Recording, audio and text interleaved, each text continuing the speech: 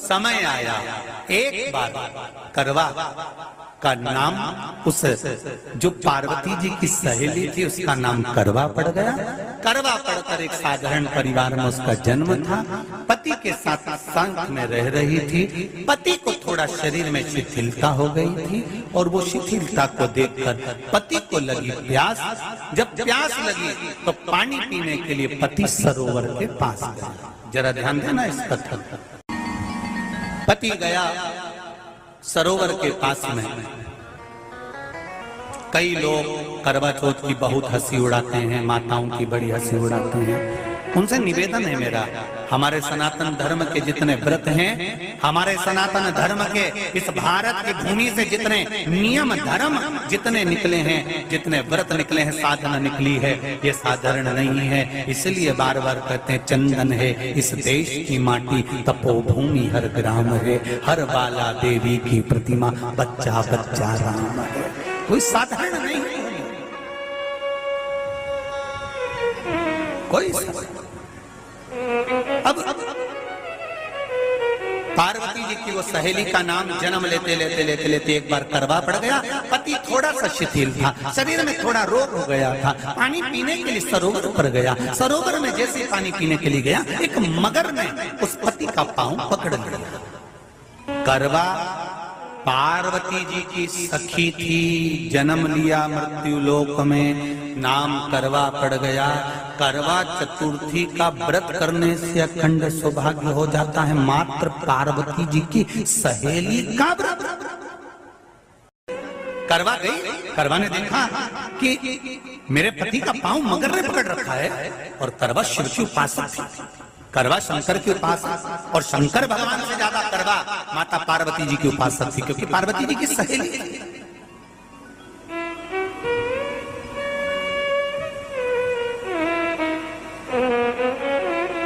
पति का पांव खींच कर मगर पानी में लेकर जा रहा था। करवा आराधना में लगी हुई थी। करवा ने मिट्टी का एक गोल भाग ही बनाया था, जिस पे पार्वती जी का जो नीचे का पीठी का होती है उस पे शिवलिंग रखा था। केवल नीचे का भाग का निर्माण ही करा था और करवा के कानों में शब्द पड़ गया। करवा के कानों में शब्द पड़ गया, पति के चीखने की आवाज आई। करवा दौड़ पड़ी। ये तो कैलेंडर में छपा हुआ करवा चौथ का फोटो आने लगा, नहीं तो पहले नियम था दीवार पर बनाई जाती थी और वहां पूजन करी जाती थी। कई माताएं जानती होगी यहाँ पर आज भी, पहले दीवार पर बनती थी, पूरा परिवार की सौभाग्यवती नारियां वहां आकर पूजन करती थी एक जगह, फिर बाद में छत पर जाकर करवे का अर्घ दिया करती थी। ये नियम था। अब तो बना बनाया कागज आ जाता, उसको चिपका दो, पूजन कर लो, वो अलग प्रमाण। पर यहाँ करवा मट्टी का भाग का लेपन कर रही थी और लेपन करते करते बस उस समय पर पति की आवाज आई, छोड़ा। करवा भागी और शिव आराधना में लगी हुई करवा, पार्वती की आराधना में लगी हुई करवा भाग कर गई। पति को देखा तो मगर खींच कर ले जा रहा था। करवा ने अपना चीर फाड़ कर मगर की पूंछ को पकड़ कर खींचा। और कितना सात्विकता में बल होगा, जरा विचार करना कि मगर को खींच कर वृक्ष के नीचे ले गई और वृक्ष के नीचे नहीं जा पाई तो वहीं पर घाट के ऊपर घास लगी हुई थी। इसलिए आज भी करवा चौथ के व्रत में आपने देखा होगा कुछ सलाखें, कुछ घास आपको मिल जाती है।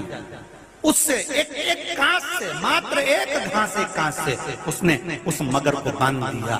मगर हिल नहीं पाया। यम के दूत आ गए इसके पति को मौत के ग्रास ले जाने के लिए। यम के दूत। करवा ने पूछा तुम कौन हो, कैसे आना हुआ? यमदूत कहते हैं तुम्हारे पति का आज अंतिम दिन है, अंतिम समय, अंतिम पल है, ये मरेगा। करवा कहती अगर मारना है तो इस मगर को मारो जिसने मेरे पति का पांव पकड़ रखा। प्राण छोड़ना है तो इस मगर के छोड़िए, मेरे पति के तो प्राण आप ले जा नहीं सकते। करवा हम अपने नियम को नहीं बदल सकते। तेरे पति की अंतिम सांसें हैं, वो मरेगा। मगर को अभी नहीं मरना है, मगर अभी कम से कम 9 महीना और जीवित रहेगा। इसका हमारे पास लेख है। करवा कहती है ऐसा हो नहीं सकता। यमदूत खड़े हैं, ले जाने दे नहीं रही। क्रोध आ गया करवा को, हाथ में जल उठाया। अगर एक यमदूत भी मेरे पति को उठाकर ले जाता है तो मैं शिव भक्त माता पार्वती जी की भक्त करवा आपको श्राप दे दूंगी। सब दौड़ पड़े, यमराज के पास चले गए। यमराज ने पूछा तुम दौड़ कर आए हो, क्या हुआ? यमराज पूछते हैं, दूत कहते हैं वो करवा अपने पति को नहीं लाने दे रही। यमराज वहां कर खड़ा हो जाता है। करवा को समझाया, करवा तेरे पति के प्राण जा चुके हैं, तेरा पति अब मरने वाला है, अंतिम क्षण इसको ले जाने दे, इसका आज आखिरी दिन है। मगर को ले जा पर मेरे पति को नहीं। मान नहीं पाया। यमराज जब क्रोध पर अड़ गया तब करवा को क्रोध आया और क्रोध में आकर जल लेकर करवा ने श्राप देना चाहा यमराज को।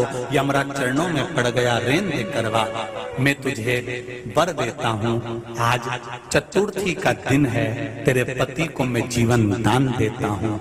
आज के दिन जो तेरे नाम से व्रत धारण करेगा उसका खंड सौभाग्य स्वयं यमराज करेगा। स्वयं ये वो करवा चौथ का व्रत है। इसलिए करवा चौथ के उद्यापन में लिखा है,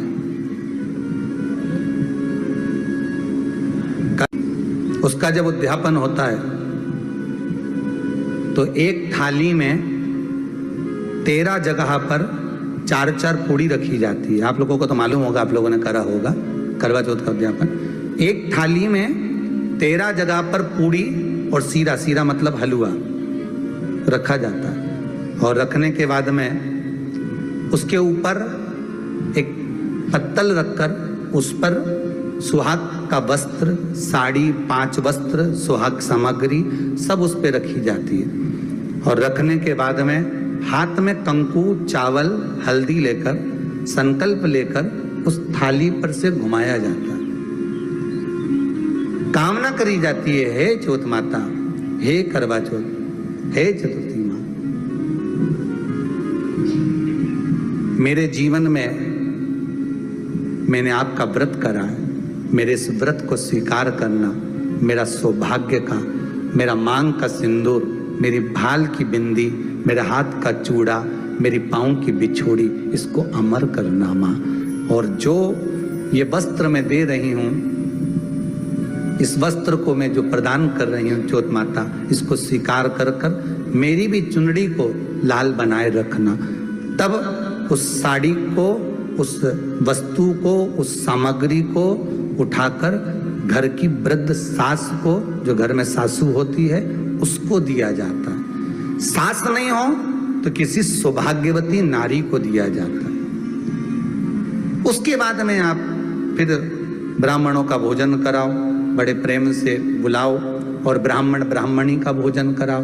अब आज के जमाने में जो करवा चौथ का उद्यापन होता है, उसमें जब समाज की माताएं उद्यापन करती है तो केवल स्त्री को भोजन करा देती है, पुरुष को नहीं कराती। पर करवा चौथ के उद्यापन में लिखा है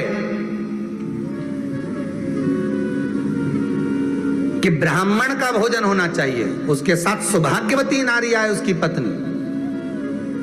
पर अपन ने तो सोचा कि चौथ माता का उद्यापन है तो केवल स्त्री को खिला दो, उद्यापन का पूर्ण फल मिल जाएगा। नहीं, उसका सुख नहीं और देने का भी फल है महाराज। करवा चौथ का उद्यापन करो तो भोजन करने उसको बुलाओ जो अपने घर का हो, उसको उद्यापन में नहीं गिनो। अपने घर के लोगों तो वैसे ही भोजन करेंगे, घर का व्यक्ति तो वैसे ही भोजन करेगा ना। पर अपन ने उन्हीं को गिना, ने हमारी बड़ी जीजी के गिन लो, ने छोटी जीजी गिन लो, ने भांजी के गिन लो, ने उसके गिन लो, ने उसके गिन लो, ने 13-14 ऐसे इकट्ठा कर लिया। ये सब ये अपने इकट्ठे हो गए, ये तो अपने हो गए। ये तो तुम उद्यापन करोगे तो घर में इनको तो जिमाना ही पड़ेगा क्योंकि तुम्हारे रिश्तेदार हैं। दूसरे को जिमा कर जब हम दान देते हैं, दान उसको लगता है जो दूसरे को दिया गया। कई लोग कहते हैं हमने बहन बेटी के दे दिया, तो बहन बेटी क्या दान लेती है? किस पुराण में लिखा है कि बहन बेटी दान लेती है? हमको वो भी बताना कि बहन बेटी दान लेती है, क्योंकि बेटी तो खुद कन्यादान में जाती है। बेटी का कन्यादान होता है, वस्तु का दान नहीं। बेटी खुद दान में दी जा रही है, कन्यादान में। बेटी कभी दान नहीं लेती महाराज, बहन बेटियां कभी दान नहीं लेंगी। और बहन बेटियों को कह भी देना चाहिए, अगर भाभियों ने बोले कि हमने जीजी को दान है, दान मान नहीं ले रहे हैं, देना हो तो ठाट से हमारा हक दे रही हो। हम साल भर में आते हैं तो राखी पे साड़ी दे रही हो, ये हमारा हक है क्योंकि हमारे मकान में रह रही हो, हक दे रही हो, दान नहीं। दान देना है तो पंडित जी के दो, दान देना है तो ब्राह्मण को दो, गौ माता को दो। हम दान नहीं ले रहे, हम अपना हक मांग रहे हैं।